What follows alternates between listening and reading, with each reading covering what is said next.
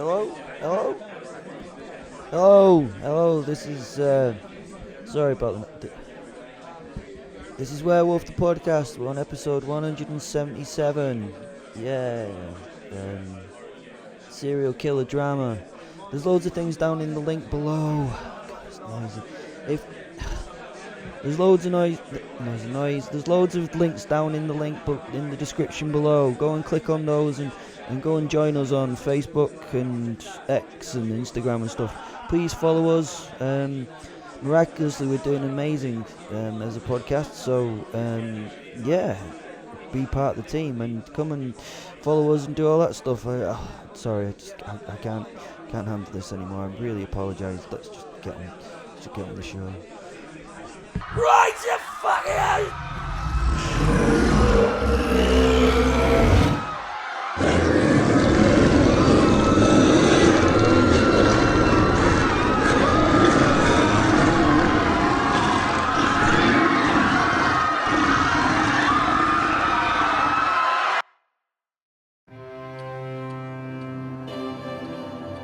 Fate fatally sat at the table.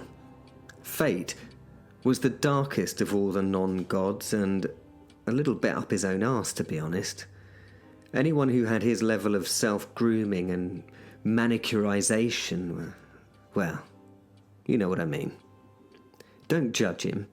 You'd likely be the same if you knew everything and how it happened. He was just like dead full of himself. A bit like the Archangel Gabriel, just not as big and golden and, whingy. He was now sitting across a green baize table from the woman. He took his big cloaked form. He liked changing his form. At the moment, he thought he looked cool and cloaky. He didn't, though. He looked all Ming the Merciless from the 1986 Flash Gordon film. You know the one I mean. And if you don't, give it a watch. It's bloody good, actually. Fate thought his look was cool. Fatefully, it was not. He was even rude enough to have his hood up at the table. At the table! His hood up! The woman, you know who this one is. She is like beautiful beyond belief. You've heard me describe her before by asking you to think about the most beautiful woman you can... Yeah, there you go. That's the one. That's her right there. Can I congratulate you, by the way, on your imagery? She really is superb.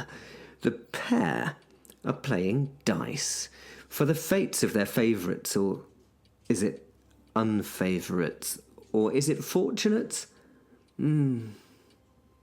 Or unfortunate. I don't know. Who does? Is having the devil interested in you fortunate or not so? Well, fortunately, most of us don't have to worry about that. She is simply Lucy. The woman, that is. Lucy with an I. Those of you who listen to this audio soap opera of doom will know her well by now. She likes to sit on the edge, observe, and play with the little souls. Sorry, that sounded patronising, but to her, everything is little. It seems terrible that she tinkers with people's fates, but can you imagine how bored you'd be if you have no fun in an infinite life? Also, it was her job to give people the opportunity to, fuck up.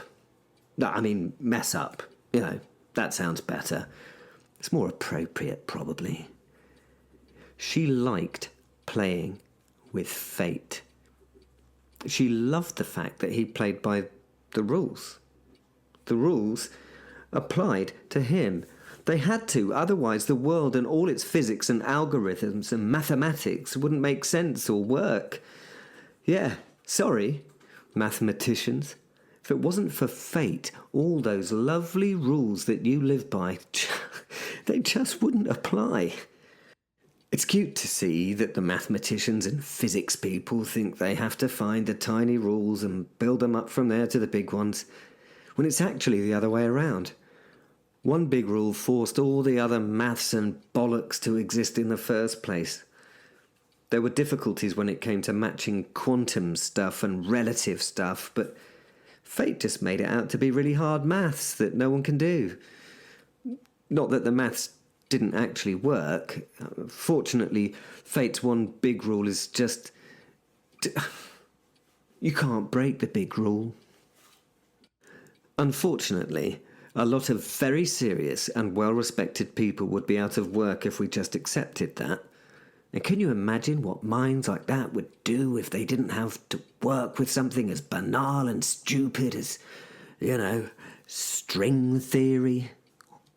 They might have to solve real problems like world peace or ending poverty or something that actually fucking mattered. Or more important than all of that, finding the secret to cooking steak perfectly. Ooh, with a little bit of pepper ground into it. Unfortunately, there's that word again, unfortunately. Fate believed that no one would want to cheat. Break the rules. I mean, why would they? It made all this just everything. He didn't realise that the rule, and therefore the rules, did not apply to her. She wasn't breaking them because, well, they weren't her rules, right? Rules are for people who have to follow them, or care about them, or anything, or just basically give a shit. He rolled a 6-sided die and, surprise, surprise, got a 6. He always rolled a 6. It was fated. He smiled, his fated smile. 6, he announced and pushed the ivory cube to her. Well, it looked like ivory. Let's say it was ivory. I suppose an expert could tell the difference between ivory and polished bone, so... let's just say it was ivory, shall we? No, actually, ivory's a bad thing, so yep, let's just say that the die was bone, Or maybe it was plastic. Plastic? Is plastic good? She picked it up, whatever it was, the die, that is, and smiled at the man. Even fate had, things he felt about, things. Like her. He knew all about souls and the world and fate, but the angels and such shit he had no knowledge about or control over. "You can't beat me," said fate. "I just know. I always roll a 6. Oh, and that trick you did of rolling an impossible 7, well, that's finished. Only once will that be allowed, ever. It's fated." He admonished her patronisingly with the wave of a finger. She gave him a frown as she brought the hand that held the die to her mouth and blew into it. She shook her hand as she blew. I think she must have watched some of those casino movies to know how to do this. It looks properly cool. She raised her other hand and took the die into both of them, shaking it around in the space she gave between them. Once satisfied, she closed her grip tight, stopping the die's movement, and winked at the confused fate. Loosening her grip, she shook her hands containing the single die and blew a kiss into them. A kiss so wonderful that it could even change fate. The die had no chance to follow the rules. It had to comply with her wish. Fate is the way, but we all have choices. Or so they say. Strange, the name. She kept eye contact with the non-god, the fate. He frowned in confusion and query. A die, she told him. He knew that he'd been tricked already by her devilish smile. "Bollocks!" he said out loud and smiled and waved her on. "Go on then." His tone was accepting of his fate. As she shook her hands, the sound of a die turned to the rattle of dice. "Oh, for fuck's sake," started Fate. She poured the now dice onto the green baize of the tabletop. 7 dice. 7 sixes. She laughed. He stood and flipped the table over in a fateful fucking temper.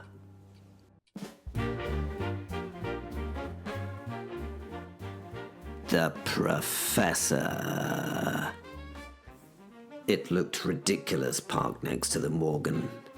The Morgan was all beautiful classic lines. My Fiesta, on the other hand, was a Fiesta. I mean, it was no ordinary Fiesta. I had this thing so that it could happily compete in the World Rally Championships, but its disguise as the bog-standard recession-white diesel Fiesta made it somewhat poor compared to the rich racing green of the Morgan's paint scheme. Ernest had been surprised when it had been brought here. I could see that it hurt his sensibilities just by existing. Ernest. Ernest. Leaving Ernest now was an utter pain. I could have done with another few days with him just to get all English gentlemen about this again. His invitation was to come back, but I had a strange feeling as I left. I felt this was not a moment of au revoir. This moment felt like a proper, old English goodbye. I climbed into the Super Fiesta through the roll cage and into the harnessed seat. In comparison to the Victorian garden and fuchsia smells of outside, the car smelled of modernity. I cannot describe the scent, but being several hundred years old, my memories of smell expand over many, many generations. Ernest! I laughed as I saw the Fortnum and Mason's hamper in the passenger seat. I still had a bit of the English gentleman here, thank goodness. I rolled out of the garage and up the gravel driveway, knowing too well that the moment the back wheels left that drive, reality would bite. Was Ernest's home like the Shire to Gandalf? Well, a bit presumptive there, but it was. Here we go then. I dump the clutch, and I smile through gritted teeth. Aberdeen, here I come. Tally ho!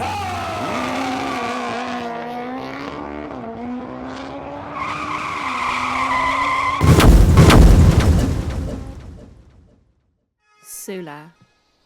The SAS swung into action, helicopter en route. No, not the Special Air Service. In this case, it was the much more important SAS, the Scottish Ambulance Service. They were much more important in this situation. If there is a significant injury or illness in the north of Scotland, you can be picked up by the helicopter and taken to a hospital in Aberdeen or Perth.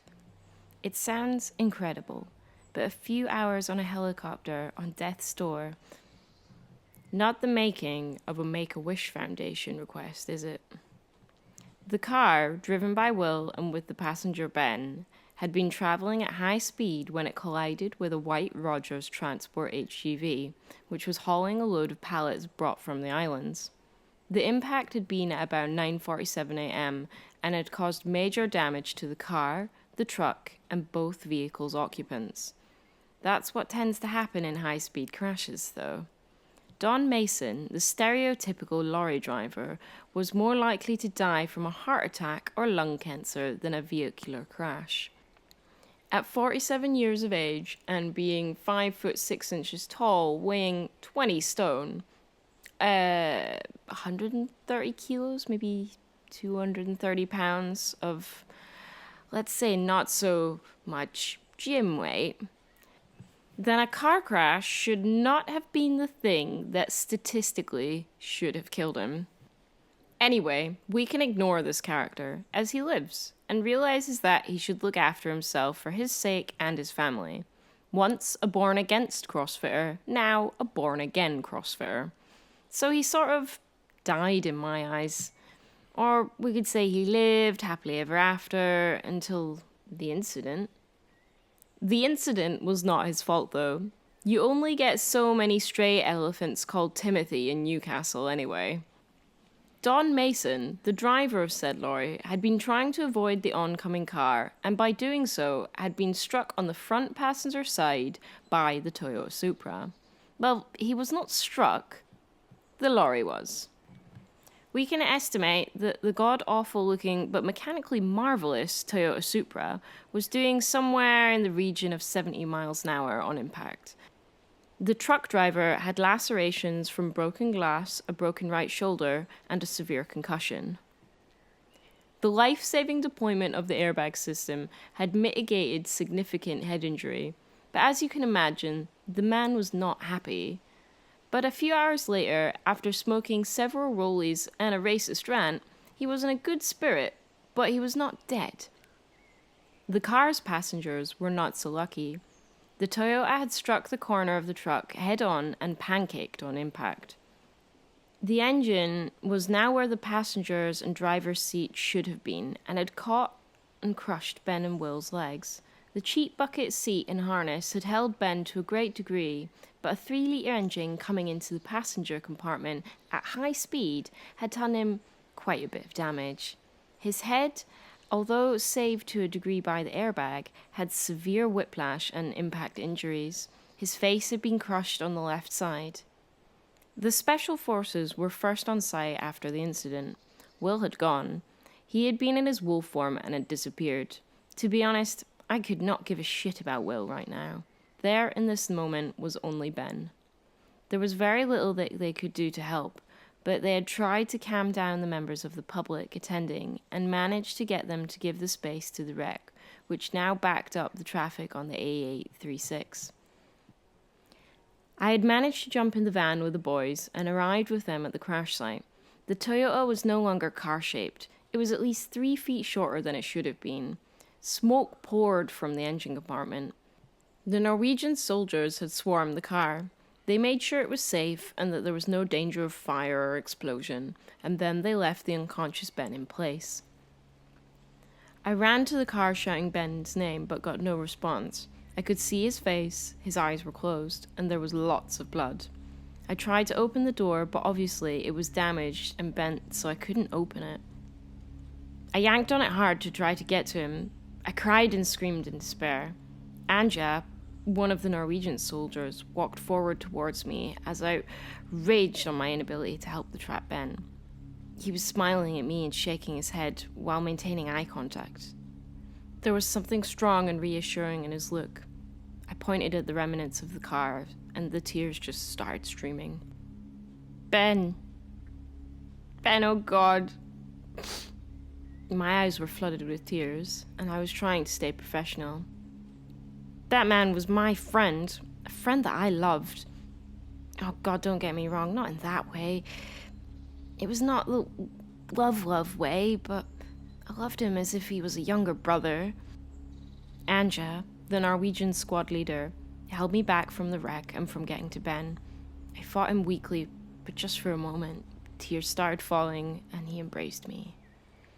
It was not what I wanted at first. I pushed him away.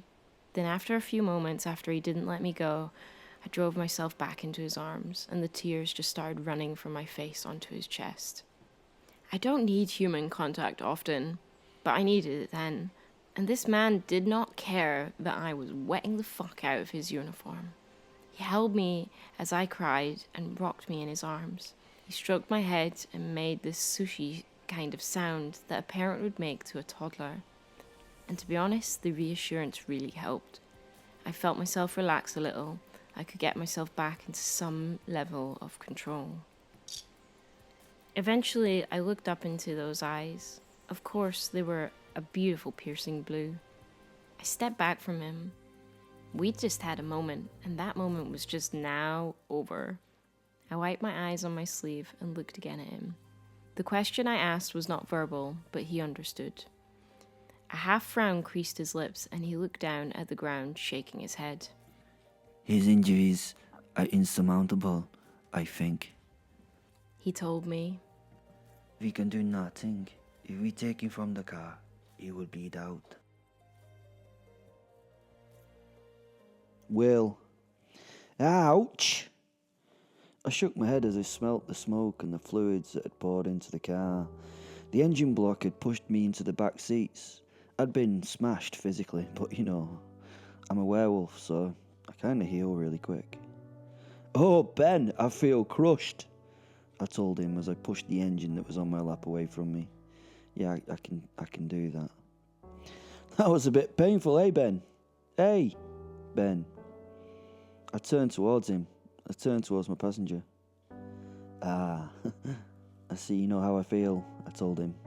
He was a mess. His face was very bloody and fleshy, which it shouldn't be, and strangely arranged. The engine lay very much in his lap and he was not making any sounds. I thought he was dead. An engine in the lap and a massive bit of head trauma normally kind of does that to humans, doesn't it? They don't have the constitution of the werewolf to recover from that kind of thing, do they? I leaned over as I pushed the engine away. I mean, I'm pretty strong.